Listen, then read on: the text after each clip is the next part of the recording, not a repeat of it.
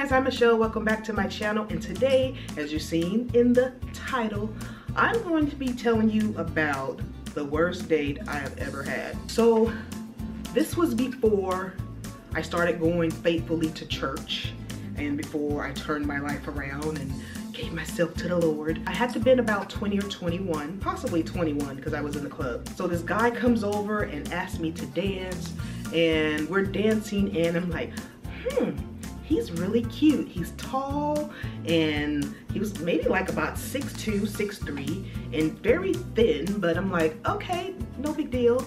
And we're dancing and talking, and to this day, you guys, I can't remember what his name is. It's irrelevant, but one thing I do remember, his friends called him Bird. Maybe because he was so thin, I don't know, that was his nickname. So he said he told me his name, which I don't remember, but he told me to call him Bird.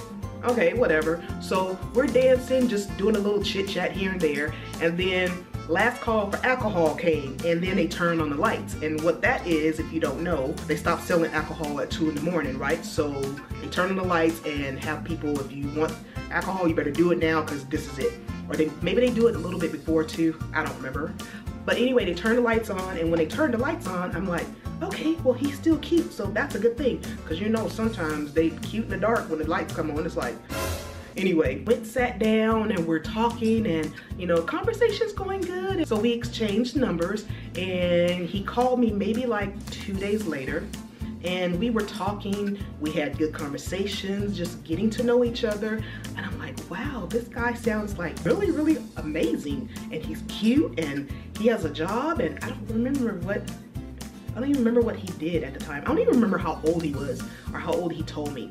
He had to have been maybe 22, 23 at the time. I don't know. So anyway, after maybe about 2 weeks talking on the phone, things were going good, getting to know each other. We had a lot of things in common. So we finally made an arrangement that, okay, we're gonna go out on a date.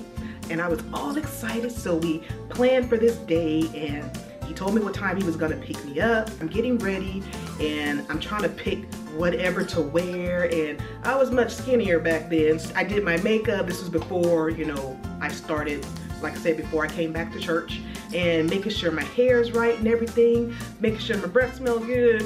And so all of a sudden we hear somebody honking their horn on the car. Not even paying attention to it, not even thinking, so we just kept talking, and all of a sudden we hear somebody just outside blaring the horn. And we both paused, we were talking, and I'm like, I know that's not it, right? I knew he is not honking for me to come out. And back then we did not have cell phones, we had pagers. So even if he paged me, which I had a pager, guys, I'm old. If he paged me, then I don't even remember, it's been that long ago. So I go peek out the window, and sure enough, that's the car out there. And so I'm like, okay, red flag number one. So I go out to the car, and I see this car that was like 3 blocks long.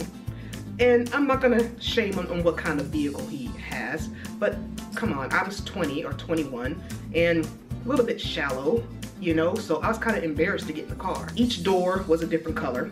The hood was a different color, and it was like smoking in the back. It was like a car from 1970 something. I can't even tell you what type of car it was, but yeah, it was huge. It could have been a Cadillac. It could have been, I don't know what it was, but it was huge, and it was ugly, and I was embarrassed to get in it, but whatever, nice guy, you know, so I'll get in your car. Then I get to the passenger side. He didn't get out. He reached over, unlocked the door. So he didn't open the door for me. I mean, if you're trying to impress somebody, right? Wouldn't you at least show forth your best manners? I don't know. No. And if you were with somebody and you guys were in a long-term relationship and he came pick you up, okay, maybe reaching over and unlocking the car is okay, but not on the first date. I don't know, that's just me. So anyway, I get in and I'm like, okay, what are we doing? All excited, thinking, oh, him not opening the door, red flag number 2. So anyway, so I get in the car, and he's like, good to see you, whatever, exchanging pleasantries.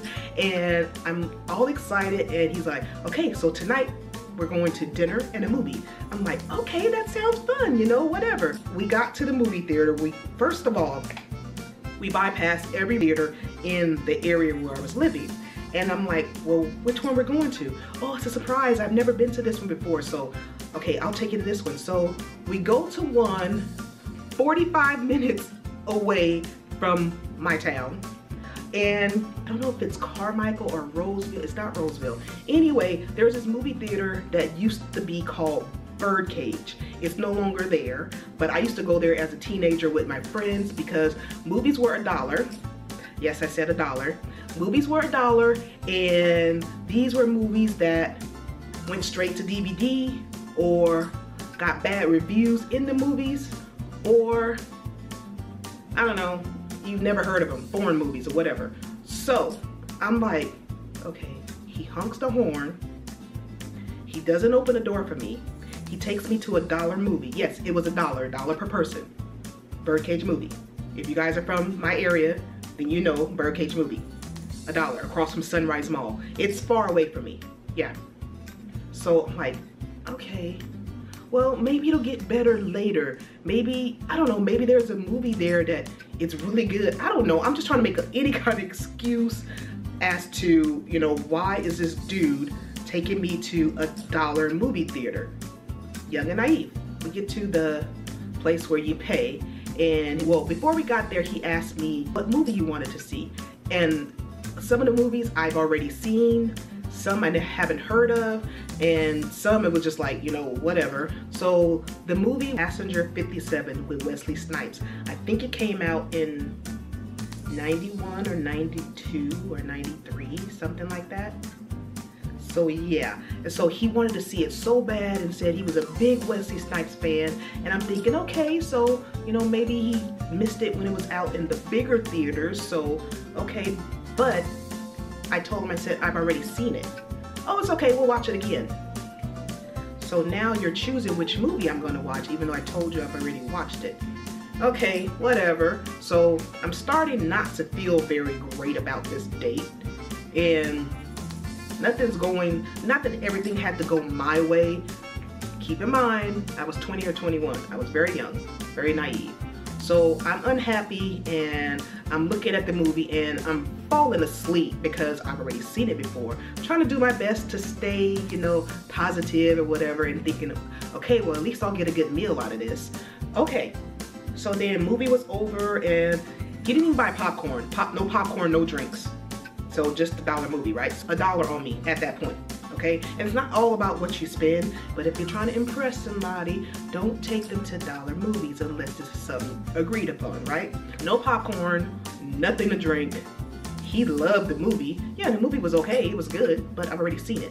So I'm thinking, okay, at least I'll get a good meal out of it. So get back out to the car, and he's like, so you're hungry? I'm hungry. I'm like, yeah, you know, let's go ahead and get something to eat. So driving back to my side of town, and I'm thinking, okay, well, maybe Olive Garden, I don't know, Outback, whatever we used to do at that time, something good. Okay, he pulls up in the McDonald's drive-thru and turned to me and said, order from the value menu. I said, you know what? No, thank you. I'm not very hungry anymore. Can I just get something to drink? At this point, I'm like, you know what? It's going down, and I don't know, just, you really didn't talk in the movie, of course, and we talked in the car on the way there, but I don't know, just something about him seemed just different. It was better on the phone. I was ready to go home because I'm like, this is not going very well. I'm getting weird vibes from him. He's not the same person on the phone that I was talking to. Everything was just weird. I just wanted to go home. So then he said, oh, you want to come back to my place? No. No, thank you. No, I don't. And at that point, I'm thinking, I'm like, so he thought I was a cheap date, and he thought he was going to get some kind of benefit. No, it wasn't happening. Oh, no, thank you. I got to get up early for work in the morning. So at that point, I was trying to keep everything nice because, I don't know, I felt something shift and something really weird, and I don't know, it could have went south. So he actually did drive me home, and that was it. And he actually called me a couple of times after that. Well, he paged me, but I didn't return his page, and I didn't call him back, and he never showed back up at the house, thank God. And that was that. So yeah, guys, That, when I think about it, was the worst date ever. He thought it was a cheap date. That should have been red flag number one. Number one, I don't know anyone who has met a person in the club and they've had a lasting, long, healthy relationship that led to a marriage. If you know anyone, enlighten me. Let me know in the comment box below. But in my experience, that has never happened. So that should have actually been red flag number one. That's it, you guys. That's my story about my worst date ever. What was your worst date? Leave me a comment below. Give this video a thumbs up. Subscribe if you haven't already. And I'll talk to you guys in the next video. Bye.